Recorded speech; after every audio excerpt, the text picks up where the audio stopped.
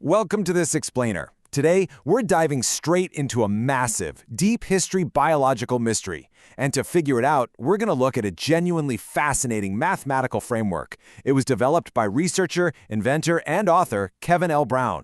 It's basically a story about how life survived literally impossible odds and how the universe itself might just be running on a hidden, repeating rhythm. Here's our quick agenda for today. 1. The nitrogen-oxygen paradox. 2. Triune harmonic dynamics explained. 3. A THD hypothesis. 4.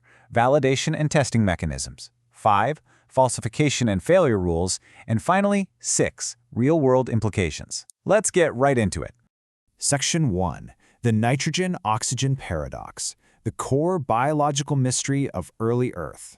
Okay, to really understand the solution here, we've got to understand the massive structural problem that early life faced on our planet.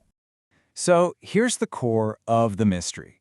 You, me, and literally all living things desperately need nitrogen to grow, right? It's a fundamental building block of our DNA.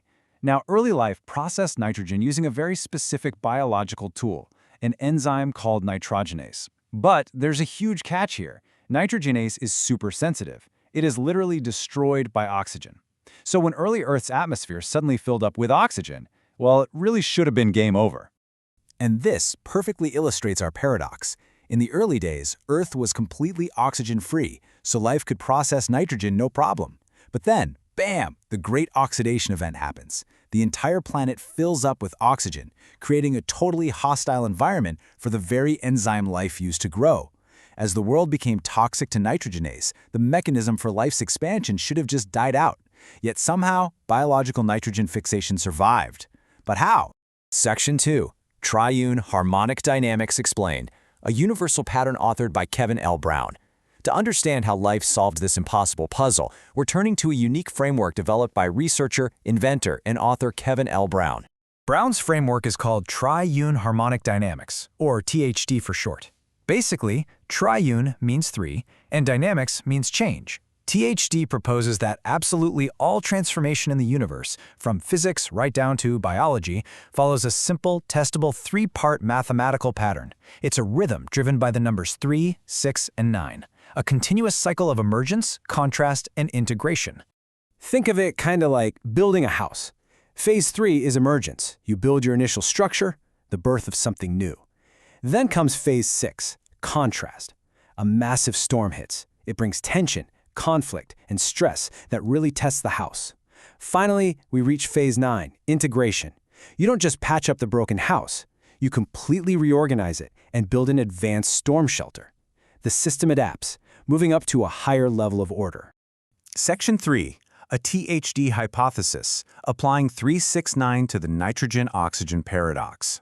Now, what's really cool is how we take this broad math idea and apply it directly to our biological mystery. Let's map it out together. Phase 3, emergence. Early life develops the nitrogenase enzyme to process nitrogen in a nice, safe, oxygen-free world. Phase 6, contrast. The Great Oxidation event hits hard. Rising oxygen causes massive oxidative stress, testing the biological system to its absolute breaking point.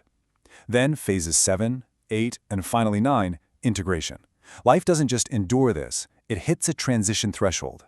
It fundamentally reorganizes into layered protective niches just to keep that nitrogenase safe from the new toxic oxygen. So the really crucial takeaway here is that life didn't just find one simple random fix. It didn't just casually evolve a slightly stronger enzyme. Instead, life reorganized itself into complex spatial and metabolic niches. It literally built biological storm shelters around the nitrogen processing centers. It separated the oxygen-producing parts of a cell from the nitrogen-processing parts, successfully integrating into a brand new, highly complex state. Section 4. Validation and testing mechanisms, proving the structural transition. Now let's look at how this builds into real science. Because, a hypothesis is only a neat idea until you can actually test it. We can actually test this in the real world using three main mechanisms. First up, geochemical analysis. We look at ancient rock layers and sedimentary records to find hard evidence of progressive oxygen buffering. Second, isotopic tracing. We look for shifts in nitrogen isotopes that perfectly match the timeline of structural adaptation. And third, biomolecular clocks. We track the evolution of the enzymes to see if their development perfectly aligns with the creation of those layered, protective niches. If the math matches the rocks, the hypothesis holds up. Section 5. Falsification and failure rules. How this hypothesis could be proven wrong. Science isn't just about trying to prove things right, is it? For any scientific framework to hold weight, we must establish strict, neutral rules for what would prove it absolutely false. Here are the strict parameters for falsification. The hypothesis is false if nitrogen fixation remains stable without evidence of oxygen management restructuring despite rising atmospheric oxygen.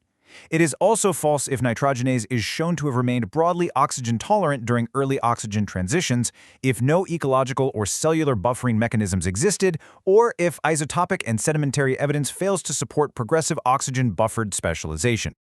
Let me break that down for you. In plain terms, the hypothesis fails if nitrogen fixation survived oxidation without requiring structural biological adaptation.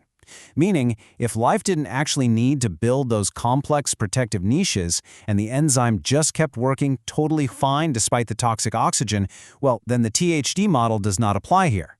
Section 6. Real-world implications. Why understanding this universal rhythm matters. Assuming the data fully supports the hypothesis, we have to ask ourselves, why does this actually matter to us today? Understanding this completely changes how we view survival. First, it reveals how biological systems universally adapt to extreme environmental stress, not by random luck, but through structured reorganization.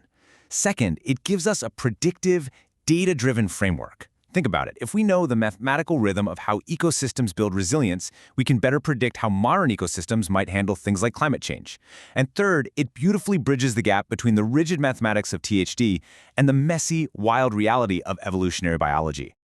When we map out the core takeaway of the nitrogen-oxygen paradox through the lens of Kevin L. Brown's work, we see that biological survival just isn't random. It operates on an organized, highly measurable cycle. First, you have 3n, the emergence of form. Then, 6n squared, the contrast and extreme testing of that form. And finally, 9n cubed, the integration into a much more complex, resilient system. It's a completely predictable rhythm. Which leaves us with a genuinely fascinating thought to take away today. If this 3-6-9 rhythm of emergence, contrast, and integration successfully solved the ancient, impossible crisis of early life on Earth, well, what other modern scientific mysteries could it unravel next? From the inner workings of artificial intelligence to the vast structure of the cosmos, if transformation really follows a harmonic rule, the answers might just be waiting for us to do the math. Thanks so much for joining me on this explainer.